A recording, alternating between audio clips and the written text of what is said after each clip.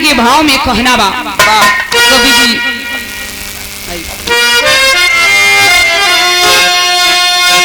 इंसानियत के वसूलों पे चलना,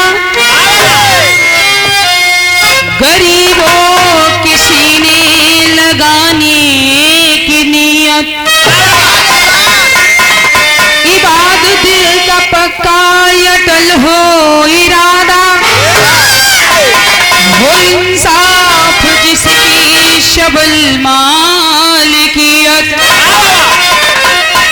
प्रशासन को आदर्श पथ जो दिखा दे, प्रजा को समर्पित है जिसकी सेवाएं, अरे परशुराम ऐसे को कोटिक नमन है, जमाना भी जिसको सदा सिर झुकाए।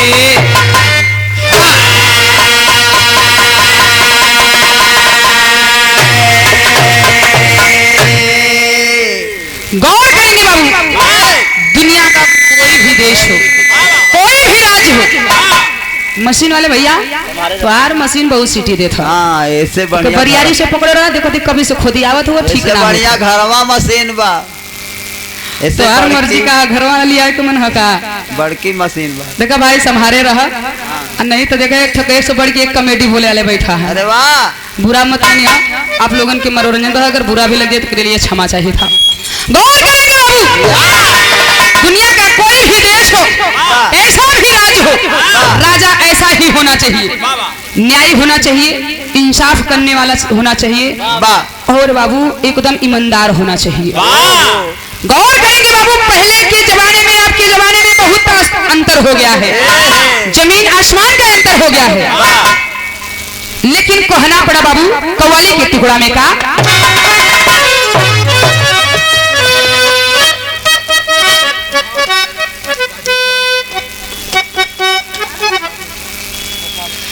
आदरणीय सम्मानित आप पूर्व प्रधान राधे श्याम गोपालपुर के पावन धरती से चल करके आए हैं। अरे वाह, प्रधान जी की तरफ से 50 पैसे सम्मान के बहुत बहुत प्राम कोट कोट मन। माता रानी दिन दूना रात चौगुना तरक्की करे, आवे वाला पंचवर्ष में फिर प्रधान बने के माई आशीर्वाद दे।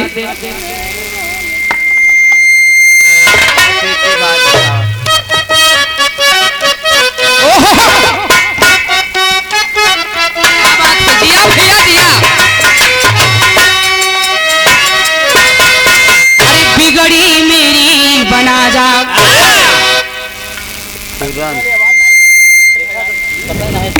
ये देखिए साथियों, अनिल कुमार साहू किराना स्टोर भैया जी की तरफ से 21 रुपए से सम्मान किए, बहुत बहुत राम माता रानी आपके किराना स्टोर में भरी भंडार की आशीर्वाद कृपा बनाए रखे, बिजनेस में आपके विकास हो।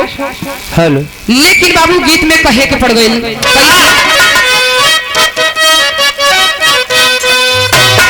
अरे बिगड़ी मेरी बना जा, अरे बिगड़ी मेरी बना जा, अजमेर वाले ख्वाजा, बिगड़ी मेरी बना जा, अजमेर वाले ख्वाजा, बिगड़ी बना जा, अजमेर वाले ख्वाजा, बिगड़ी मेरी बना जा, बिगड़ी मेरी बना जा, अजमेर वाले ख्वाजा, बिगड़ी मेरी बना जा, अजमेर वाले ख्वाजा, बिगड़ी मेरी बना जा, अजमेर वाले ख्वाजा, बिगड़ी मेरी बना जा, अजमेर वाले ख्वाजा, अजमेर वाले ख्वाजा, रहमो करम दिखा जा, रहमो करम दिखा जा, अजमेर वाले ख्वाजा, रहमो करम दिखा जा, अजमेर वाले ख्वाजा, रहमो करम दिखा जा, अजमेर वाले ख्वाजा, रहमो करम दिखा जा, अजमेर वाले ख्वाजा, रहमो करम दिखा जा। इंसाफ जिंदगी की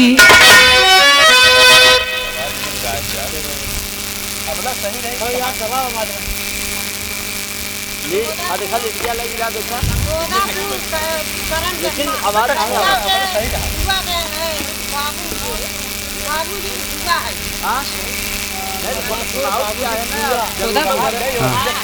ये देखिए आप लोगों के समझ माता जी के जिनका हाँ अच्छा ये देखिए साथियों जिनका स्वर्गवास हुआ है उनके लड़के के यानी बुआ हैं, उनकी सिस्टर हैं, बड़े ही सुंदर प्यार दुलार आशीर्वाद दिए। दोदापुर धरती दोदापुर के पावन धरती से चल करके आई हैं, बहुत ही सुंदर माता जी की तरफ से 100 रुपए से सम्मानित किए। बिटिया को पैसा ना आशीर्वाद दिले 5 हो के पहले हो। माता रानी घर परिवार में खुशहाली बनाए रखे और दिन दूना रात चौगुना तरक्की हो बाबू। लेकिन गौर करेंगे बाबू ये गीत पर क्या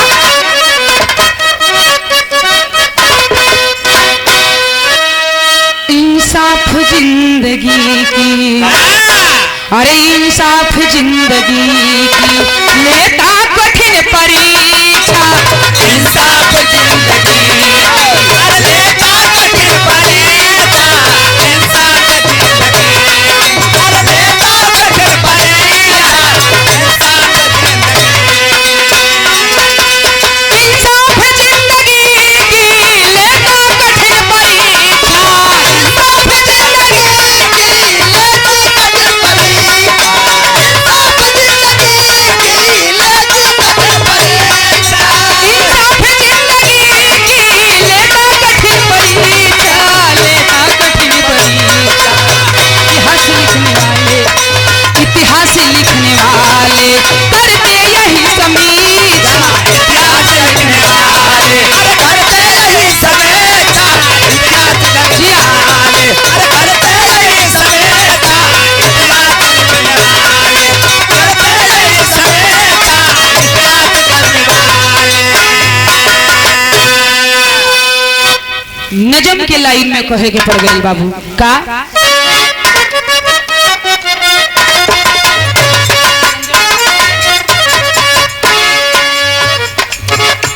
इंसाफ बड़ा है या बड़ी पाक मोहब्बत,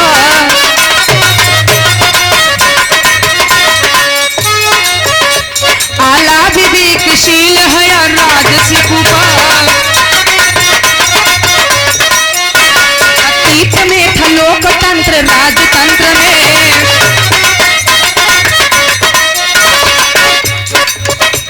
अब राजतंत्र दिख रहा है लोकतंत्र में। गौर करेंगे बाबू 2 शब्दों पर, ऊंचा स्थान राजा का होता है या विद्वान का।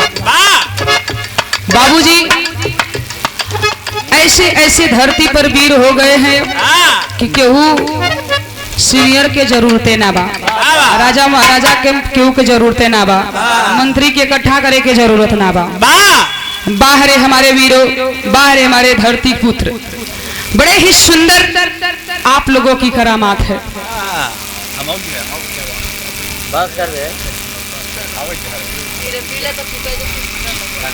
आदरणीय सम्मानित आप जवाहर यादव चकनौता के पावन धरती से केकर समधी बतौला। अच्छा पप्पू भैया के समधी जी की तरफ से 50 रुपए से सम्मान किए। बहुत बहुत प्राम हो कोट कुंडमन। बैठे हुए सभी भाभू भैया के एक स्वर में चलो अस्वर बंधन है। जहां तक हमारी आवाज जा रही हो माता एवं बहनों सभी को भी प्रणाम करते हुए आशीर्वाद की कामना करती हूँ। गौर करेंगे बाबू, लेकिन वही लाइन में फिर कहे कि पड़ गई एक लाइन के नजम का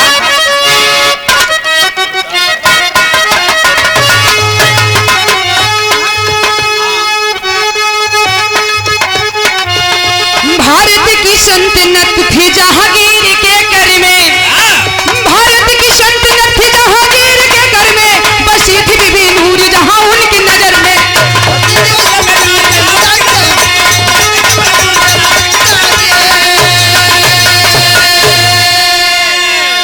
हे बाबू एक कहानी पर जरा गौर करेंगे। आगरा में राजधानी रहल बादशाह जहांगीर के।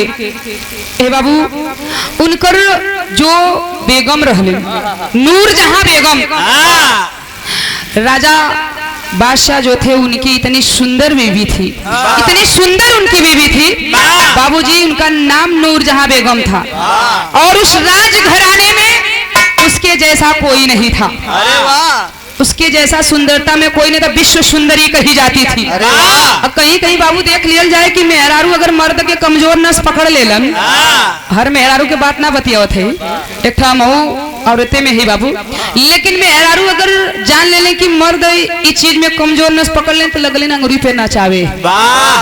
उसी तरीके से नूरजहां बेगम बादशाह जहांगीर को अंगुली पर नचाती थी, क्योंकि उनकी सुंदरता पे फिदा थे जहांगीर बादशाह। कबो कबो इतना खुश हो जाए कि सामने दरबार में बैठाए कि उनकी सुंदरता की तारीफ किया करते थे बाबू। गौर करेंगे बाबू। लेकिन होता क्या है बाबू, यहाँ श्रृंगार रस का भाव लगता है कैसे।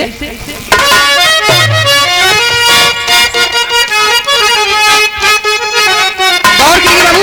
आदरणीय सम्मानित आप अनिल साहू किराना स्टोर भैया जी की तरफ से तिबारा आशीर्वाद देले होन, बहुत बहुत रुपए माया से सम्मानित किए हैं। माता रानी आपकी मनोकामना पूरी करे। लेकिन कहे के पड़े बाबू गीत में का,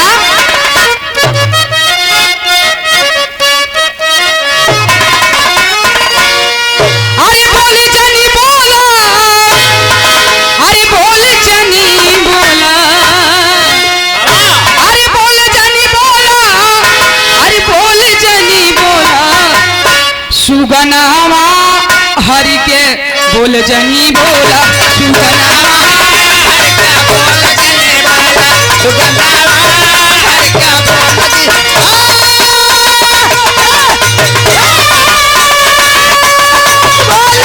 बोल जनी बोला, सुगनावा हरि का बोल जनी बोला, सुगनावा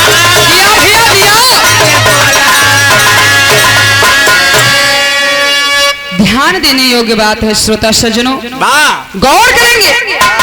बादशाह जहांगीर नूरजहां बेगम की सुंदरता की बड़ाई कर रहे हैं।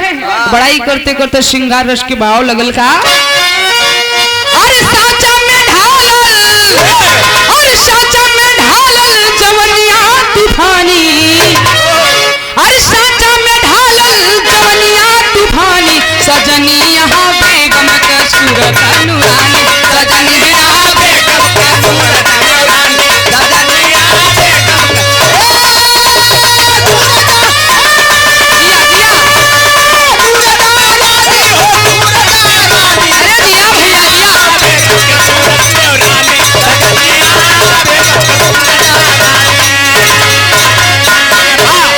पूनम की चांदनी और गाल की गोराई, पूनम की चांदनी और गाल की गोराई, पूनम की चांदनी और गाल की गोराई, की डली के खंभनियन चांद के ढलाई, डली के खंभनी और गाल की ढलाई, डली के खंभनी और गाल की ढलाई।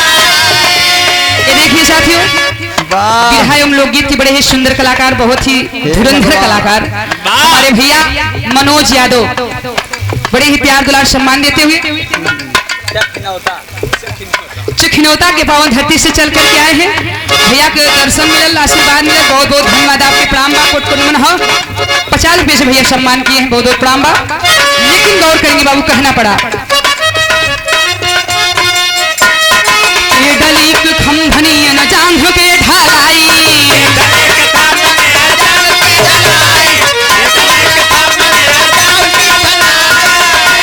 सुकिनाशी का प्रिय खंजर सी मैना,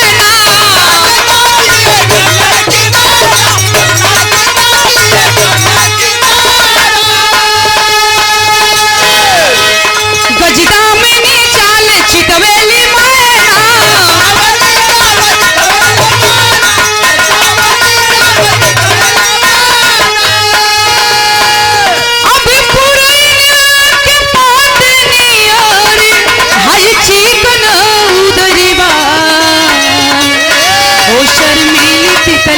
सुखी उमरबा, अरे जिंदगी में हमरे तू प्यार की कहानी, सजनिया हम बेगम का सूरत नूरानी, सजनिया बेगम का नूरानी, सजनिया बेगम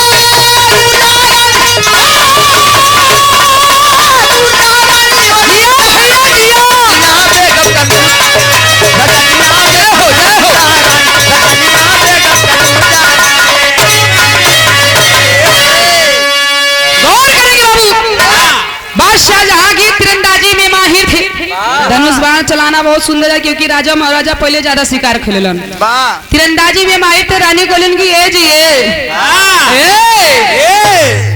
ए राजा जी तनी सुनी नहीं हमहू के धनुष बाण चलावे सिखा दा।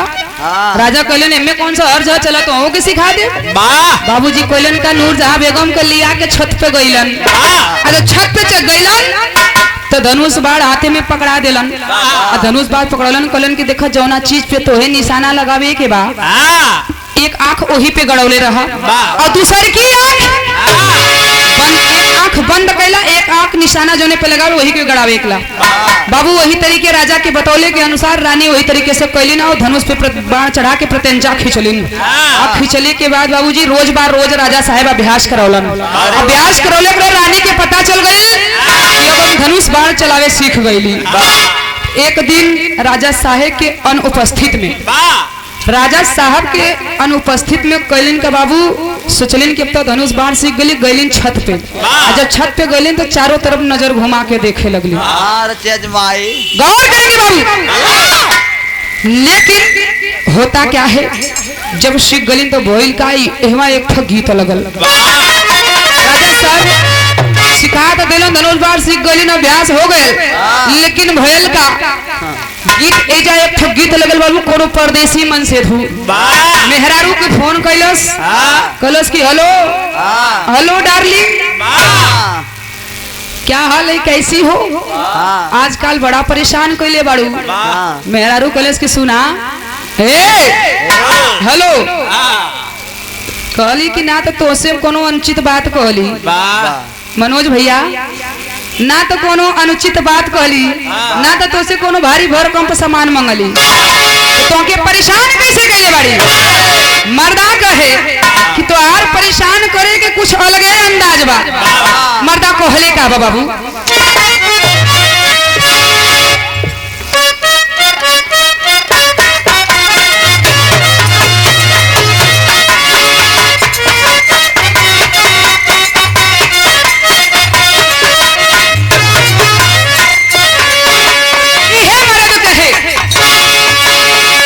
रोज रोज हमारे सपना में रोज रोज हमारे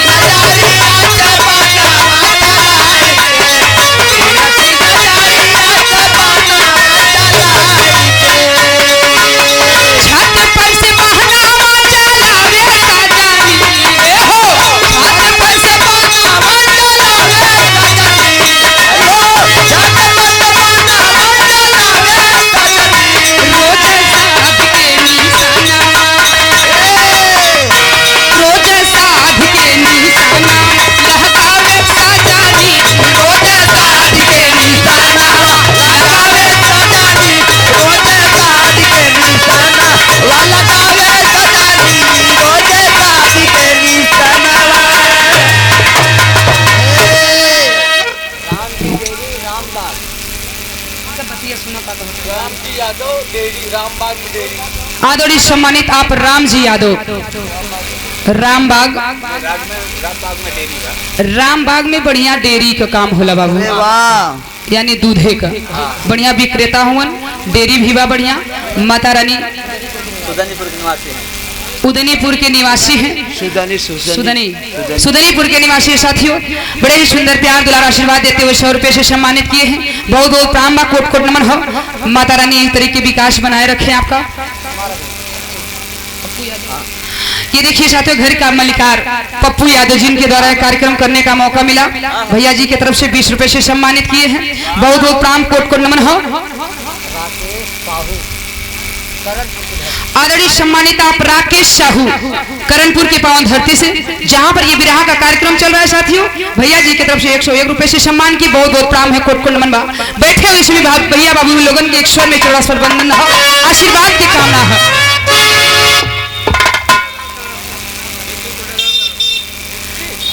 आदरणीय सम्मानित आप जिद्दी कोटेदार करणपुर के पावन धरती से, भैया जी की तरफ से 20 रुपए से सम्मान किए हैं। बड़े ही सुंदर अन्नदाता हैं। माता रानी इसी तरह आपका परिश्रम सफल बनाए।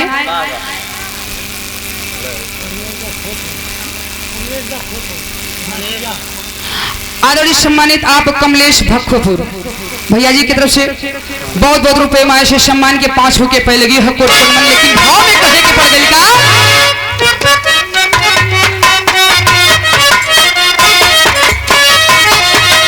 राजा साहब रानी से कह रहे हैं, तिरछी नजरिया से पाना, तिरछी नजरिया से पाना चलावे, तिरछी नजरिया से पाना चलावे, तिरछी नजरिया से पाना चलावे, छत पर से बहनावा चलावे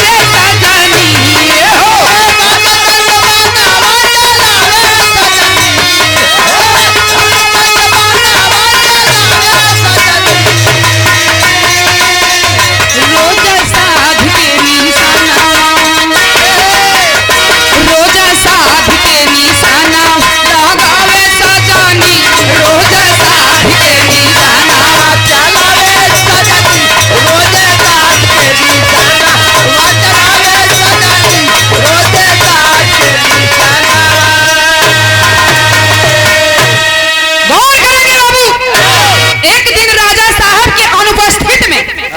यानी कि महल घर में ना रहलन।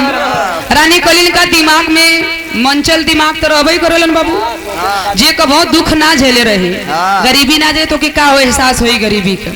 बाबूजी कलीन का रानी छत पे गईलिन, राजा साहब ना रहलन, गईलिन चारों तरफ धनुष पे बाण चला के चारों तरफ नजर घुमा के देखे लगली। बारे हमारे किराना स्टोर भैया अनिल साहू, भैया जी की तरफ से 4थी 5वीं बार सम्मानित किए हैं। बहुत बहुत प्राण भैया, कोट कोट नमन। जितना इतनी टाइम देता सुबेर हो तो कर दुगना जो ने पावा, बहुत बहुत भैया प्राण हो। लेकिन गौर करेंगे बाबू, एक गीत पर, एक कहानी पर रानी साहिबा करती क्या है, छत पर जाती है बाबू, धनुष पर बाण चढ़ा कर तंचा खींचती है, चारों तरफ नजर घुमा के देखने लगती है और सोचने लगती है कि आज मैं किस चीज पर निशाना लगाऊं। कुछ दूरी पर जमुना तट दिखाई देता है और जमुना तट पर जब नजर जाता बाबू, वहाँ एक ठो काला कौवा बैठल रहे। एक काला कौवा बैठा हुआ था। देखा, अपने ऊपर मत लिहा। हाँ, कौवा कहाँ टोट मारे जान तू, रामायण जान तू कहाँ मारे रहा। सुना क्यों देखे ना गइल बा, ना हम देखले, तू ना देखला ना हम देखले है। केहू बताए कि पंजा में चोच मरले, केहू बताए कि छाती पे सीता का चोच मरले, तो ये केहू देखे ना गइल बा, ना हम देखले ना तू देखले हा। इतिहास वेद शास्त्र लिखा गइल बा। हाँ तो करिया हम कहे कि भाई कि का सही बा का गलत बा। हाँ, आदरणीय सम्मानित आप बिरहा गायक कुंवर यादव, कुंवर बहादुर, सॉरी कुंवर बहादुर यादव, कहाँ के हम भैया? लीलापुर के पावन धरती से चल करके आए हैं। भैया जी की तरफ से 50 रुपए सम्मान किए। आपे हुआ कहाँ? हाँ हो, बहुत बहुत प्राण भैया के, कोट कोट नमन हो। इसी तरह आशीर्वाद प्यार दुलार देत रहा भाई, कोनो गलती हो जाए तो क्षमा करी है। बहुत बहुत प्राण बा। लेकिन गौर करेंगे बाबू, जब चारों तरफ नजर घुमौलिन, काले कौवा के जमुना तट पर देखलिन तो दिमाग लगा गई, आज इसी काले कौवे को मारूंगी। देखिए, काले दिल वाले होते, उधर इशारा मत करिए। काला काजल काला पुतले आंख में बसने वाला है। क्या बात है, कितनी सुंदर शायरी आपकी, बहुत बहुत धन्यवाद। ले देखिए इनके जो है शकल पे मत जाइए, उनके दिल पे जाइए, उनके आत्मा पे जाइए। कितना प्यार करने वाले होते, काले बड़े दिल वाले होते हैं बाबूजी। बहुत बहुत धन्यवाद आपको। लेकिन गौर करिए बाबूजी, होता क्या है, रानी साहिबा दिमाग लगाती है, आज इसी काले कौवे पर मारूं, बाण चढ़ा करके वे प्रत्यंचा खींचती है मारने के लिए। लेकिन बाबूजी जब बाण धनुष पे चढ़ा के छोड़ लें तो धनुष बाण जो ना काले कौवा के पहुंचते पहुंचते कौवा उड़ जाता है, काला कौवा उड़ जाता है।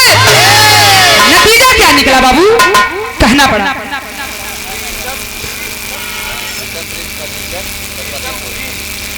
आदरणीय सम्मानित आप प्रीतम प्रिंस फर्नीचर सरपतिपुर के पावन धरती से वीर बहादुर यादव भैया जी की तरफ से 100 रुपए से सम्मान किए। बहुत बहुत प्राण बा, कोट कोट नमन हो। आदरणीय सम्मानित आप सुभाष निराला, बड़े ही सुंदर विरहा के बाबूजी कलाकार है, बड़े ही धुरंधर कलाकार, बड़े ही होनहार कलाकार है। आदरणीय सम्मानित आप सुभाष निराला यादव भैया जी की तरफ से 100 रुपए से सम्मान किए हैं। बहुत बहुत प्राम है। देखा चीटिंग कही गईला, चलो बहुत बहुत धन्यवाद है। आइए बाबूजी,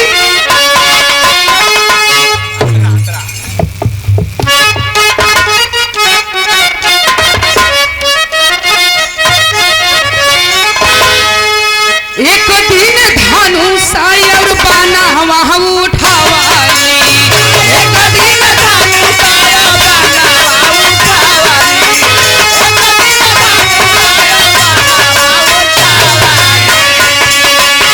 जमुना के ओरिया ना जारिया घुमावाली, जमुना के ओरिया। 50 रुपया स्वर्गीय जगलाल यादव, 50 रुपया स्वर्गीय जगलाल यादव बदरा सुनौती जगलाल यादव सुनौती। आदरणीय सम्मानित आप स्वर्गीय जगलाल यादव बदरा सनौटी के पावन धरती से भैया जी की तरफ से 50 रुपए से सम्मान किए। बहुत बहुत प्राम है, कोटि कोटि हमारा आशीर्वाद के कामना बा। लेकिन गीत में कहे के पड़ेगा,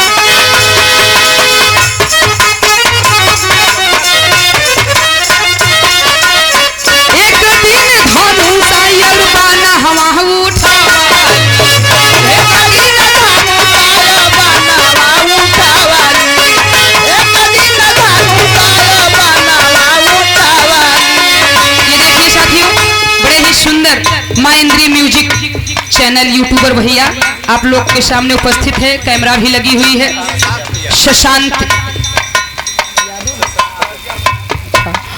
आदरणीय सम्मानित आप शशांक प्रजापति भैया, यही अबूजा मोड़ में बहुत ही सुंदर महेंद्र म्यूजिक बाबूजी यूट्यूब चलाते, बहुत सुंदर स्टूडियो है और बड़ी ही सुंदर प्यार दुलार आशीर्वाद मिला, भैया का बहुत सपोर्ट मिला। भैया जी की तरफ से आप लोग के समक्ष 51 रुपए से सम्मान किए। बहुत बहुत प्राण कोट को नमन। माता रानी आप पे कृपा बनाए रखे, दिन दुना रात चौगुना तरक्की हो। लेकिन गीत में कहे के पड़ गई का,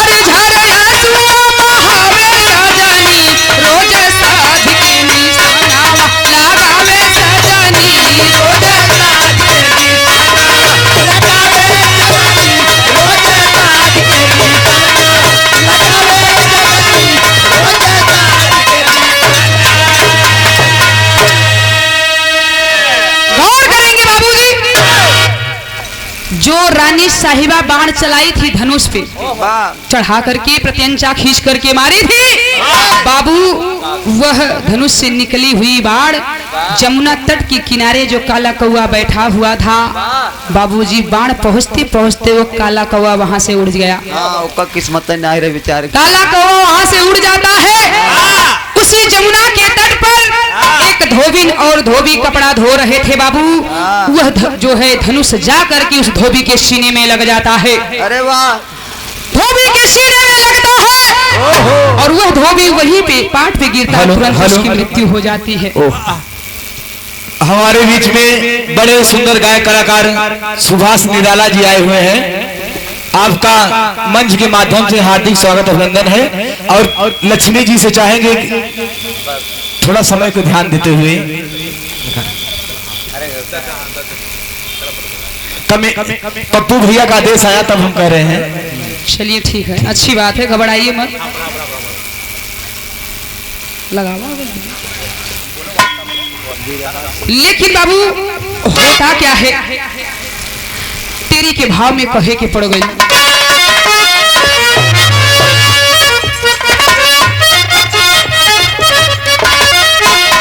अब सिंहुरवा जिनका माटी होई गवा, अब सिंहुरवा जिनका माटी होई गवा, विधवा बेकसूर रोवे अपन कसूरवा।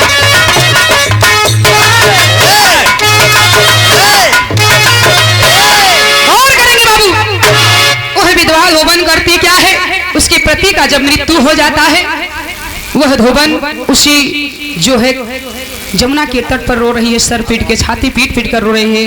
कुछ लोग गुजर रहे थे रास्ते से, प्रजा लोगों की नजर पड़ जाती है, देखते हैं तो कहने लगे कि क्या बात है, क्यों रो रही हो? ए बाबू जो है वह धोबन इशारा करती है छत की तरफ कि रानी साहिबा ने मेरे पति को मारा है। इशारा करके एक शब्द कहती है, कौन सी बात कहती है बाबू? होता क्या है, वो कहते हैं कि अगर तुम्हारे साथ ऐसा मुस्ताफी की है रानी साहिबा तो हम ये बर्दाश्त नहीं कर सकते, हम चलेंगे दरबार में न्याय मांगेंगे। राजा साहब से बाबूजी करते क्या है, मिट्टी को जो है शरीर पार्थिव को लेकर के जाते हैं राजा साहब के किले के दरवाजे पर न्याय मांगने के लिए। न्याय चाहिए मुझे, इंसाफ चाहिए। बाबू राजा साहब कहलन कि कैसा न्याय मांगत हो?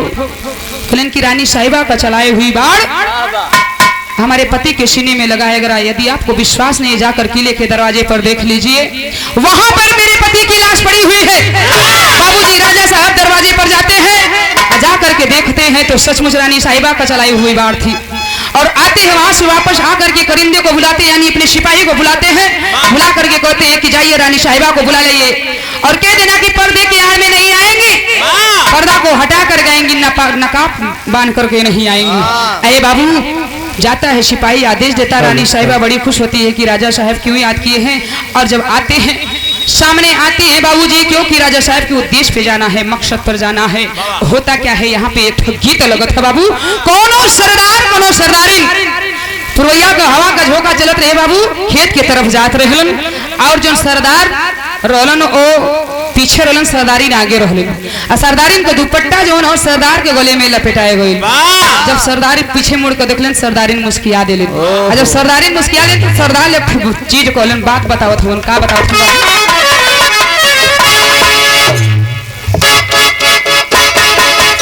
जिया जिया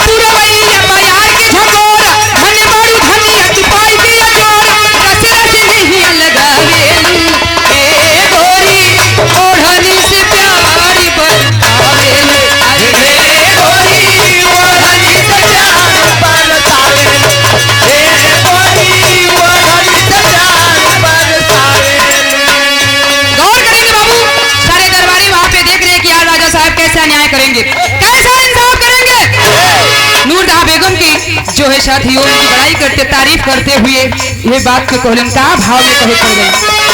रूप के वो रानी नियम प्यार की खजाना, रूप के वो रानी है प्यार का खजाना, रूप के वो रानी है प्यार का खजाना।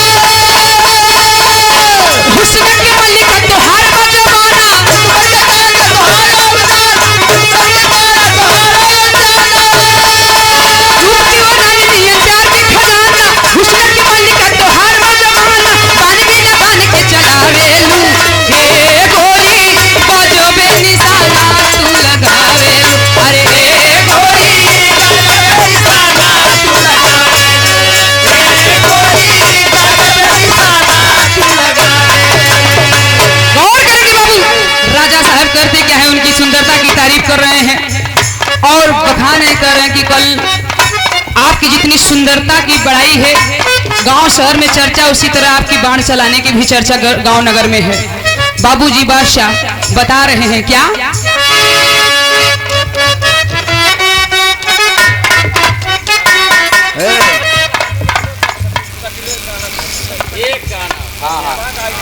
आदरणीय सम्मानित आप वीर बहादुर यादव शतपति के पावन धरती से चल करके आए हैं। भैया जी की तरफ से फरमाइश बा कि एक ही समाजवादी गीत होके के चाहिए, देगा पूरा होके तो भैया आपको की इच्छा पूरी हो जाए।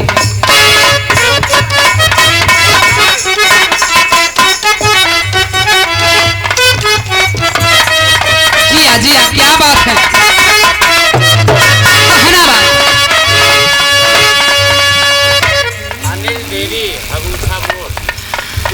ये देखिए साथियों, अनिल डेरी अभूसा मोड़ है। भैया जी की तरफ से 201 रुपए से सम्मान किए। अखिलेश के गाना यानी कि समाजवादी पार्टी से भैया भैया जी के बहुत बहुत प्रणाम है। कोटकुनमन ही सती तनी बिरहवा खत्म होके जाए के बाद आपको सुना दे।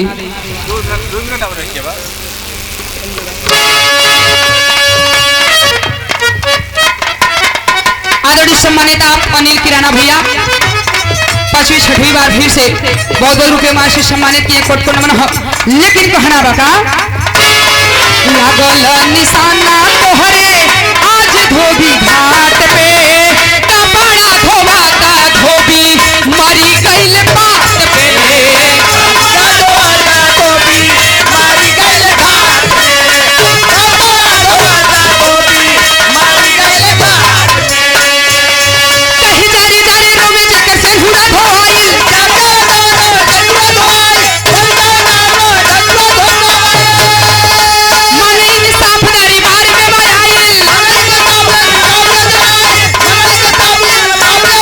कहीं जारी जारी रोमे जकर से हुड़ा धोई, मन इंसाफ दरबार में बनाई। हमरो हटाई तू करावेलू ए गोरी गजबे निशाना तू लगावेलू, अरे ए गोरी गजबे निशाना तू लगावेलू, ए गोरी गजबे निशाना तू लगावेलू। गौर करेंगे बाबू, राजा साहब रानी से पूछने बुलाए तो पूछने लगे कि ये बताइए कल आपने बाण चलाया? हाँ रानी साहिबा कही कि हाँ। वो जो विधवा धोबन बैठी थी सामने पास में राजा साहब को, क्या इस औरत को पहचानती हो? रानी साहिबा कही कि नहीं पहचानी। कहन कि कल बाण चलाई थी? कहलन कि हाँ चलेले रही। कहलन कि जो बाण आप चलाई थी वो बाण जाकर इसके पति के सीने में लगा है, उसकी मृत्यु हो गई। उसको न्याय के लिए आई है, इंसाफ के लिए आई है। ये देखिए साथियों, आप धर्मेंद्र यादव करणपुर भैया जी, आप धर्मेंद्र यादव करणपुर के पावन धरती से भैया जी की तरफ से 100 रुपए से सम्मान किए। बहुत बहुत प्रणाम बा, कोट कोट नमन बा, कहना बा।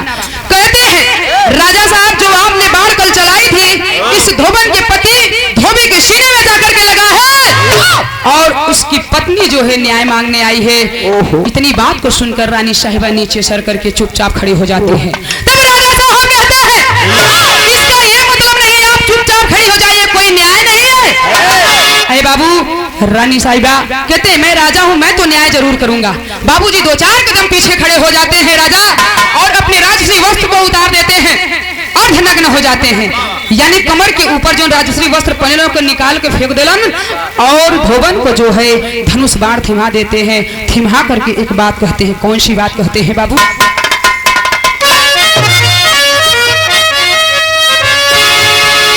कहते हैं यही क्या, कहे धनुषा पे बनवा और कहे धनुषा पे बनवा चढ़ावा ये बहिनी और खुलल सिनावा पर चलावा खुलल सिनावा पर चलावा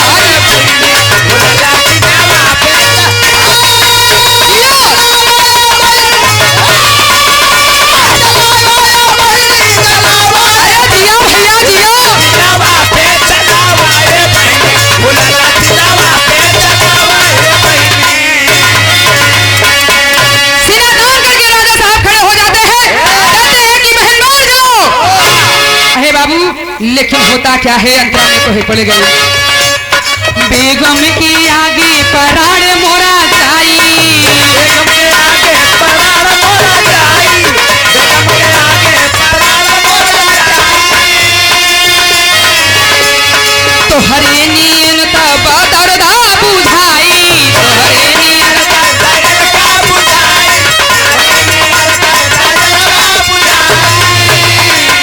अपने बलमों के बदला,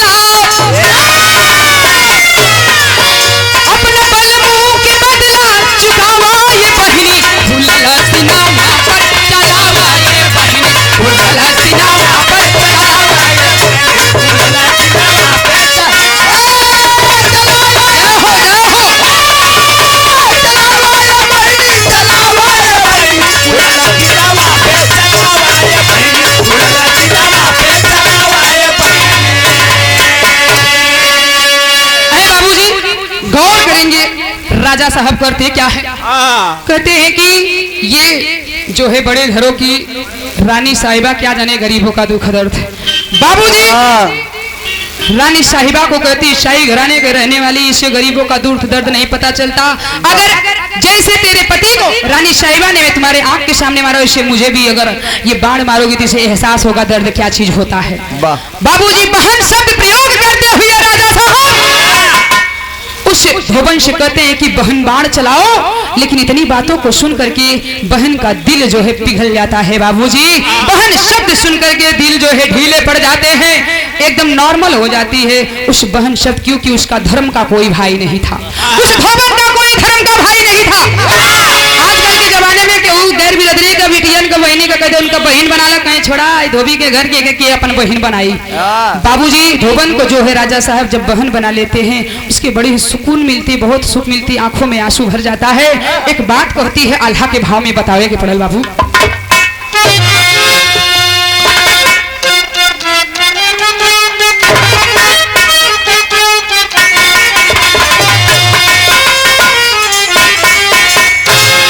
अपना दर्द के एहसास सबके होला भैया, अपना दर्द के एहसास सबके होला भैया, अपना दर्द के एहसास सबके होला भैया।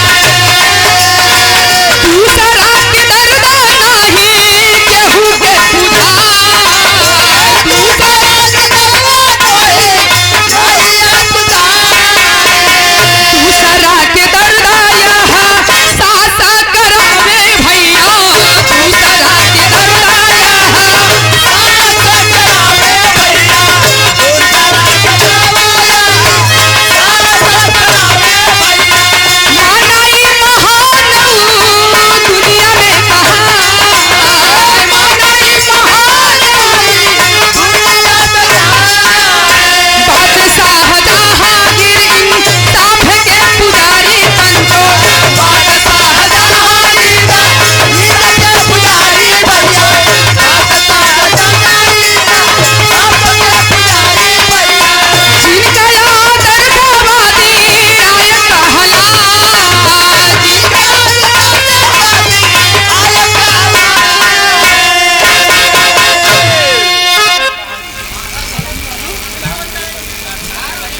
आदरणीय सम्मानित आप सैलानी यादव परवेजाबाद, प्रधान जी हैं, बड़े ही सुंदर सम्मान 100 रुपये से किए हैं। बहुत बहुत प्रणाम है प्रधान जी को।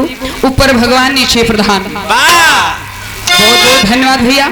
लेकिन गौर करेंगे बाबू, बादशाह जहांगीर ऐसा न्याय किया, ऐसा इंसाफ किया, कुछ धोबन की जो है बाबूजी हाथ से धनुष बाण नीचे धरती पे गिर जाता है। वो कहती है मैं बदला नहीं लूंगी, मैं बदला ले चुकी।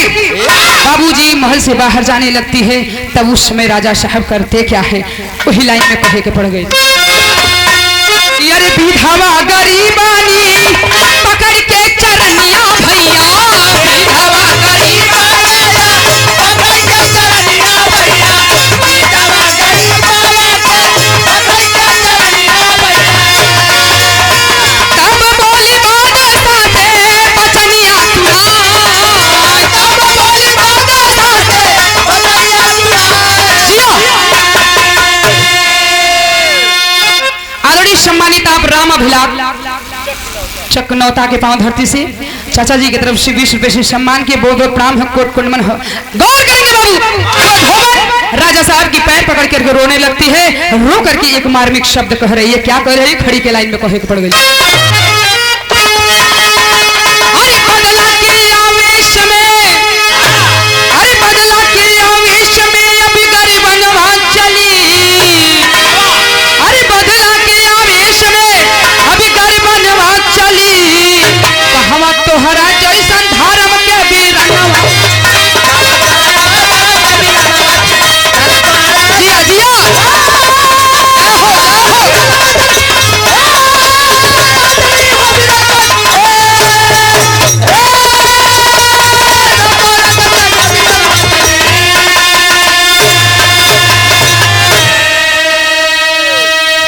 जैसे हमारे जिंदगी के सैया मोरे आधार हो, वैसे बेगम के जिंदगी के आप है बहार हो।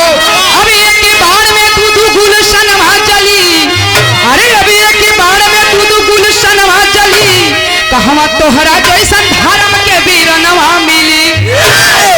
अरे बाबू गौर करेंगे, वो धोबन कहने लगती है कि राजा साहब मैं आवेश में आकर के अगर आपको मार दूंगी तो पता नहीं इस राज्य में, इस गांव में न्याय करने वाला राजा। एक मिनट बस हो गई बा, घबरा मत, 5 मिनट और गौर करेंगे बाबू। होता क्या है, रानी धोबन जो है करती क्या है कि साहब पैर पकड़ के रोने लगती है। कहती है कि अगर आवेश में आकर आपको मैं मार दूंगी तो पता नहीं इस राज्य में, इस गांव में न्यायी अन्यायी राजा कैसा होगा, आने वाला कुछ कहा नहीं जा सकता। इसलिए